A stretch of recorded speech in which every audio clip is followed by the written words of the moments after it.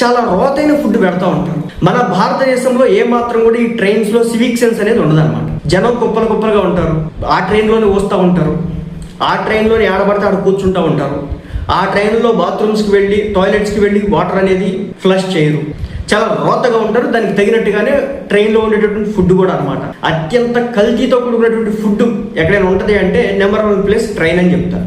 అంత దుర్మార్గమైన ఫుడ్ని అక్కడ సర్వ్ చేస్తూ ఉంటారు. అయితే వందే భారత్ ట్రైన్స్ అని చెప్పేసి వచ్చింది. మరి ఏ మహానుభావుడికి కాంట్రాక్ట్ ఇచ్చారో కూడా తెలియట్లేదు. దాంట్లో కూడా ఫుడ్లో పురుగులు వచ్చినాయి. ఎంత దారుణం, ఎంత దరి. ఎన్ని లక్షల మంది ట్రావెల్ చేస్తూ ఉంటారు, ఆకలితో ఉంటారు, అలాంటి వాళ్ళ పొట్ల కొడతారు వీళ్ళు, నాకు అర్థం కాదు. మరి వీళ్ళు ఎందుకు ఇస్తారో వాళ్ళకి, దేనికోసం అలాంటి వాళ్ళని కాంట్రాక్ట్లు ఇస్తారో అర్థం కానటువంటి పరిస్థితి.